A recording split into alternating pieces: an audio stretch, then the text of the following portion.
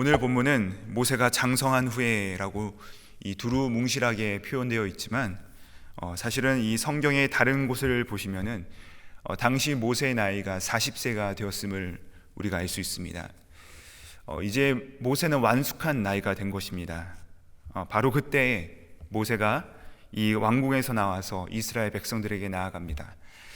그런데 11절에서 보시면요, 이 이스라엘 백성들을 수식하는 표현이 나와 있는데 이스라엘 백성을 노예가 아니라 뭐라고 부르냐면 자기 형제라고 말합니다. 아마도 그의 친어머니였던 이 요게벳의 가르침인지 아니면 어떤 방법에서인지는 알 수 없지만 이 40세가 된 모세는 자신의 민족성, 자신의 뿌리에 대해서 알고 있었던 것 같습니다. 그래서 이스라엘 백성을 향하여서 자기 형제라고 말을 하고 있는 것이죠. 40세가 되었습니다. 또 자기의 뿌리도 알고 있고, 또 성경의 다른 곳을 보면 모세는 이집트의 학문과 말에 능한, 드디어 때가 찬 것 같고 이 구원자로서의 준비가 다 된 것입니다. 그리하여서 나가보니까 자기 동족이 이 고된 노동을 하고 있었고, 또 한 이집트 사람이 자기 동족 이 이스라엘 사람을 폭행하였는데, 바로 그 순간 이 구원의 이야기가 시작될 것 같을 때쯤 이 모세가 한 첫 번째 행동이 무엇이었습니까? 살인이었습니다. 그런데 이것이 우발적이지 않은 것 같습니다. 왜냐하면 12절 보시면은 이 형제가 압제당하는 것을 본 모세가 좌우를 살핍니다. 그리고 아무도 없음을 그가 보자 다가가서 그 이집트 사람을 쳐서 죽입니다. 이 의지와 뜻을 품은 것이죠. 그리고 어떻게 합니까? 놀랍게도 그 사체를 숨깁니다. 안매장한 것이죠. 살인자가 된 것입니다. 자, 감춘 이유는 아마도 그의 마음 가운데 다음 계획이 있었던 것 같습니다. 그런데 모세의 계획이 오래 가지 않았습니다. 이어지는 13절과 14절에 보시면은 바로 그 다음 날 모세가 나가서 보니까 이번에는 이스라엘 사람끼리 싸우고 있습니다. 모세가 그 모습을 보고서 개입합니다. 동족끼리 싸우지 말라. 그리고 잘못을 꾸짖었습니다. 그러자 히브리 사람이 도리어 뭐라고 합니까? 누가 우리를 재판하는 재판장으로 삼았느냐, 그러면서 뭐라고 이어서 말합니까? 너가 어제 죽인 그 이집트 사람처럼 나도 죽이려고 하느냐라고 하는 것입니다. 갑자기 모세의 마음속에 두려움이 몰려왔습니다. 자기의 생각과 그 계획이 잘못했음을 깨달은 것이죠.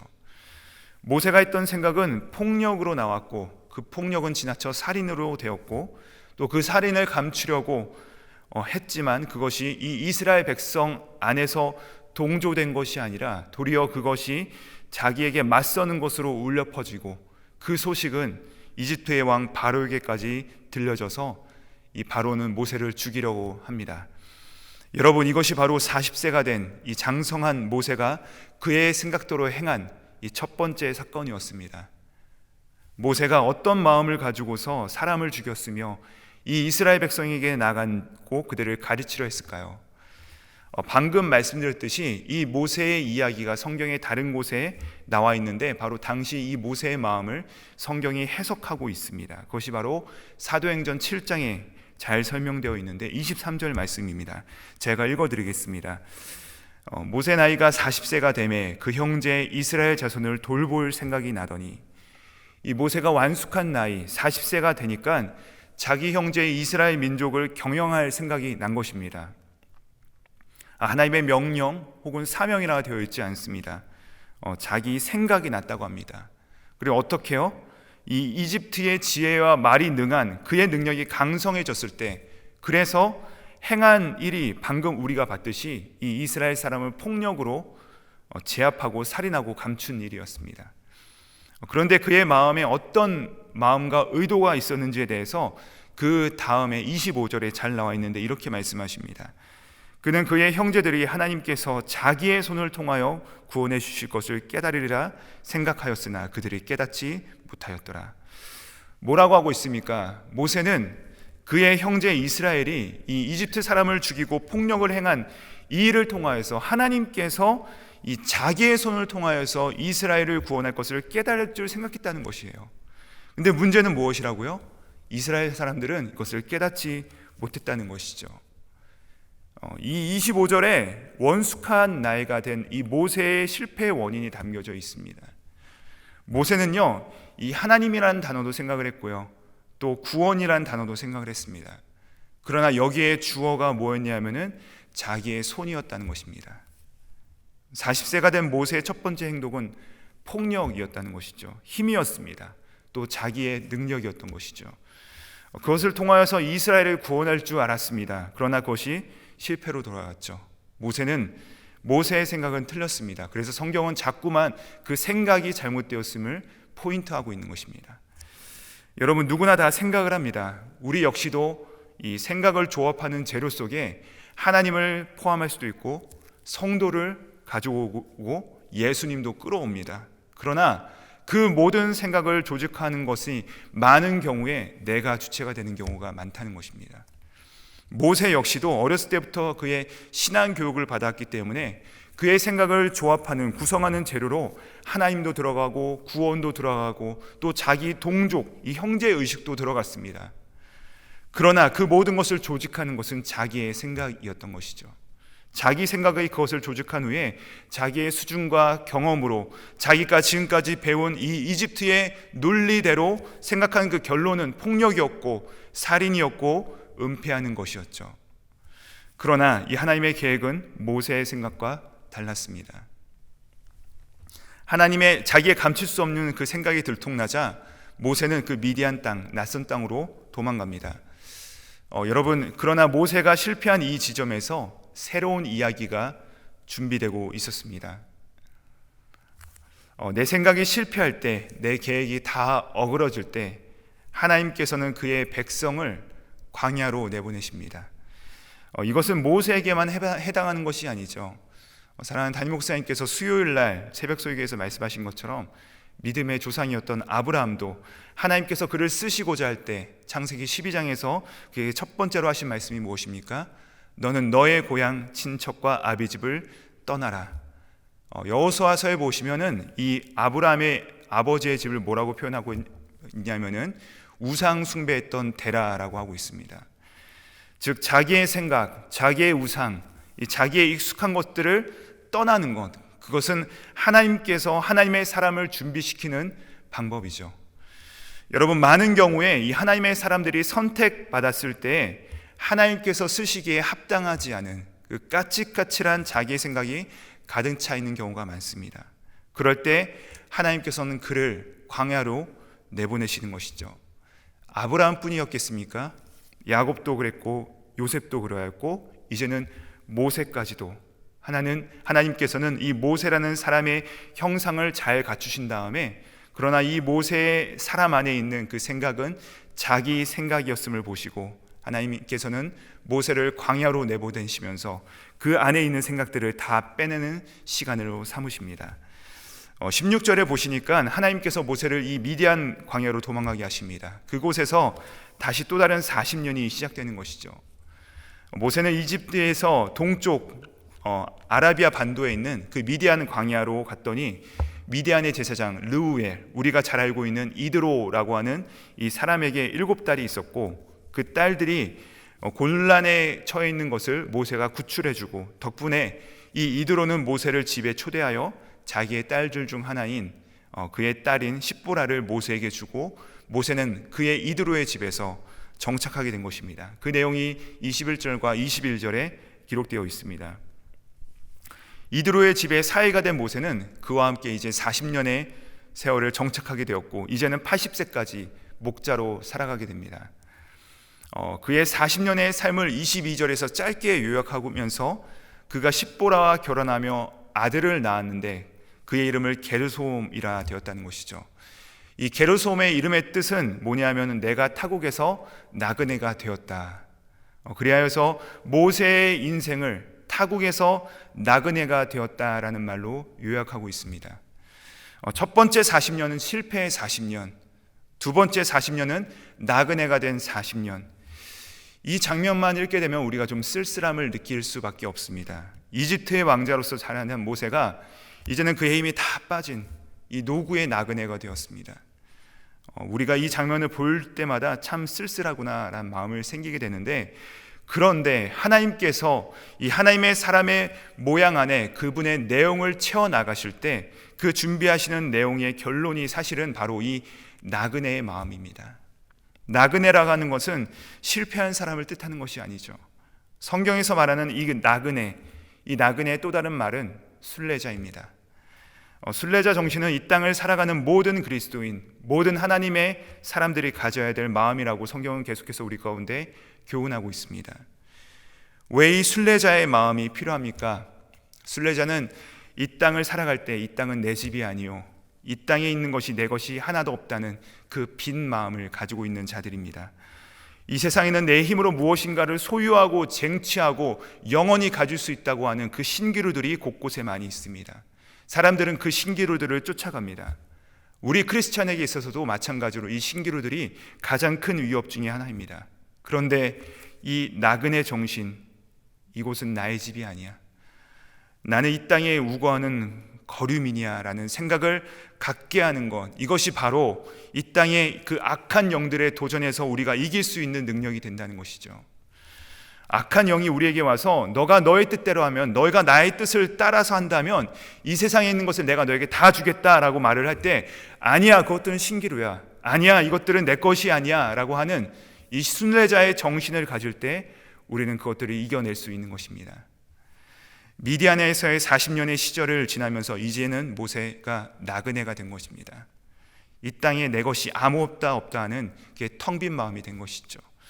세상의 눈으로 볼 때는 이제는 능력이 없는 노인이 되었지만 비로소 하나님께서 그 텅 빈 마음에, 이 하나님의 마음에 하나님의 것을 채울 수 있는 순간이 된 것입니다. 이 모세의 이야기 제2막이 끝을 내리면서 이제 모세를 통한 하나님의 구원의 역사가 본격적으로 출애굽기 3장부터 시작이 되게 되는데, 그 사이에 오늘 우리가 읽은 본문의 마지막 말씀 23절, 24절, 25절이 나와 있습니다. 모든 역사의 배후에서 주관하시는 하나님의 생각들이 기록되어 있는데, 모세의 생각이 실패하고 모세의 마음속에 그의 생각이 사라진 다음 그 순간에 하나님께서 하나님의 계획이 채워지고 있다는 것을 오늘 말씀을 통하여서 우리 가운데 말씀하십니다. 여러분 23절을 보시면요, 여러 해 후에라고 말씀하고 있습니다. 모세의 시간으로만 봐도 80년, 또 요셉이 그가 죽은 후에 이후에 400년이 흘렀습니다. 그 후에 고통이 더해지자 이스라엘 백성들은 드디어 서로에게 문의한 것을 그치고 하나님께 간구, 기도했다고 시작하고 말하고 있습니다. 그러자 그 기도가 하나님께 상달되었다고 하죠. 하나님과 이스라엘이 만나게 된 것입니다. 이어지는 24절과 25절의 말씀을 우리 함께 읽어보시도록 하시겠습니다. 함께 있습니다. 시작. 하나님이 그들의 고통 소리를 들으시고 하나님이 아브라함과 이삭과 야곱에게 세운 그의 언약을 기억하사 하나님이 이스라엘 자손을 돌보셨고 하나님이 그들을 기억하셨더라. 아멘. 고통하는 이스라엘 백성, 그 하나님께 간구했던 그 기도가 하나님께 상달되자 하늘로부터 내려오는 하나님의 계획이 바로 24절과 25절에 네 가지 동사로 표현되고 있습니다. 그 첫 번째 동사가 무엇이냐? 24절에 보시니까 하나님께서 그들의 기도 소리를 어떻게 하셨다고요? 들으셨다. 이게 바로 놀라운 하나님의 계획이죠. 여러분, 우리가 초신자 때 기도하고 우리가 간구한 것들이 그대로 이루어지면 우리는 기도가 응답되었다라고 생각을 합니다. 그러나 우리의 믿음의 여정이 길어지고 또 우리가 하나님을 얼마나 사랑하는지, 하나님께서 우리를 얼마나 사랑하는지 알게 된다면 기도한 후에 그 기도의 내용이 그대로 되지 않고 이루어지기 전이라도 내 간구를 하나님께서 들으신 것만으로도 우리가 평화를 누릴 때가 있습니다. 왜냐하면 이 기도의 응답은요, 내가 원하는 뜻을 성취되는 것을 목격하는 것이 완성이 아니라 들으시는 하나님을 알게 된 순간 그 기도의 응답이 시작된 것이죠. 하나님께서 고통하는 이스라엘 백성의 기도를 들으셨다고 합니다. 그렇게 들으신 하나님께서 그 다음에 어떻게 하십니까? 아브라함과 이삭과 야곱에게 세운 그의 언약을 뭐 하셨다? 기억했다. 히브리 말로 이 자카르라는 말인데 붙잡다, 지키다, 신실하다라는 의미입니다. 하나님께서 그의 기도를 들으신 후에 하나님께서 그의 조상들, 그의 역사 가운데 언약하신 것들을 하나님께서 지키셨더라, 붙드셨더라. 하나님께서 변덕을 부리시지 않으셨다는 말씀이죠. 하나님께서는 반드시 그 언약하신 것을 기억하시는 분이시라는 것입니다. 그리고 나서 25절을 보니까 하나님께서 이스라엘 백성들을 돌보셨다라고 되어 있습니다. 이 돌보셨다는 말이요, 여호와 이레 창세기 22장에 하나님께서 그들을 위하여 준비하셨다는 그 장면 가운데 쓰인 동사와 동일한 말입니다. 보다라는 뜻입니다. 하나님께서 그 고통하는 이스라엘 백성들의 세 번째 동사는 바로 보신다라는 뜻입니다. 여러분, 하나님께서 우리들을 다 지켜보신다는 것이에요. 이 선하신 하나님께서 당신의 그 선하신 안목을 통하여서 우리에게 좋은 것을 예배하신다라는 뜻이죠. 그분이 바로 여호와 이레의 하나님이십니다. 하나님께서 우리를 보십니다. 끝으로 하나님께서 그들을 뭐 하셨다 하십니까? 기억하셨다. 그런데 여기에서 기억한다는 말이요, 24절에 나오는 기억한다라는 말과는 다른 단어입니다. 이 단어가 굉장히 의미가 있는 단어인데요, 하나님께서 우리를 아신다라고 할 때 사용되는 바로 야다라는 단어입니다. 이 야다라는 단어가 사실은 창세기 3장에도 나오죠. 아담이 하와와 동침했다라는 단어를 쓸 때는 바로 이 야다라는 단어가 쓰입니다. 그러니까 25절에서 하나님께서 하나님께 기도하는 백성들의 그 응답하신 네 번째 동사는 무엇이냐? 하나님께서 그들을 아셨다. 창세기 3장에서 뜻으로 풀이하자면 하나님께서 이스라엘 백성들을 품으셨다라는 말입니다. 자, 제가 24절과 25절을 쉽게 풀이해 보겠습니다. 하나님을 향한 이스라엘의 탄식의 기도가 올라가자 하나님께서 그들의 고통 소리를 들으시고 하나님께서 당신이 하신 언약을 지키시며 하나님께서 이스라엘 백성들의 형편을 보시고 이 울고 고통하는 당신의 백성들을 품에 안으셨다라는 것입니다. 말씀을 정리합니다. 오늘 우리가 함께 읽은 본문은 장장 80년의 모세의 인생을 압축하여 딱 두 가지의 장면으로 요약하고 있습니다.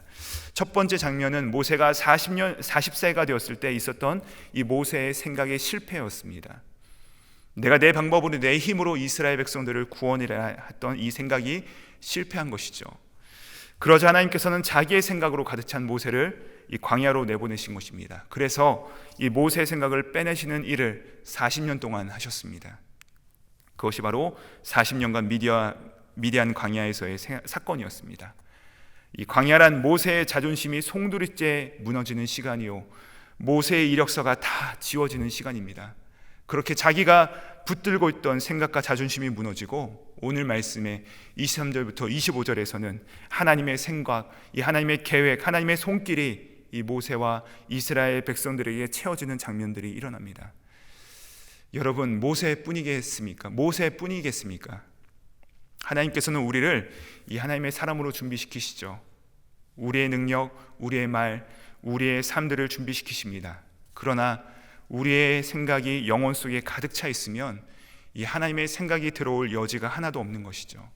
우리가 하나님의 사람으로 준비되어 갈 때 내 생각, 내 이력서, 내 힘이 아니라 빽빽 차 있으면 이 하나님의 생각이 들어올 수 없게 되는 것입니다.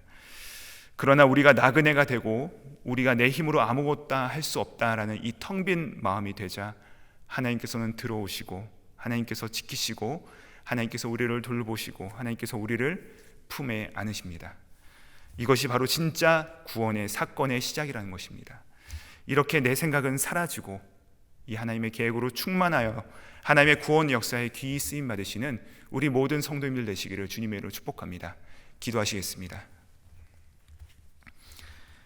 하나님 아버지, 오늘 모세의 이야기를 통하여서 우리를 준비해 가시는 하나님의 계획을 알게 하셨습니다. 우리가 아무리 준비되어도 우리가 하나님을 이용하려 할 때 우리의 생각은 결국 실패할 수밖에 없음을 알게 하여 주시옵소서. 내가 하나님을 이용하는 것이 아니라 하나님께서 우리를 사용하실 수 있도록 우리의 마음 속에, 우리의 영혼 속에 텅 빈 마음을 허락하여 주시고 하나님의 계획으로 가득 차게 하여 주시옵소서. 근본 하나님의 본체시나 하나님과 같이 됨을 취하지 않으시고 오히려 자기를 텅 비워 종의 형체를 가지사 복종하심으로 하나님의 구원을 완성하신 예수님의 이름으로 기도드립니다. 아멘.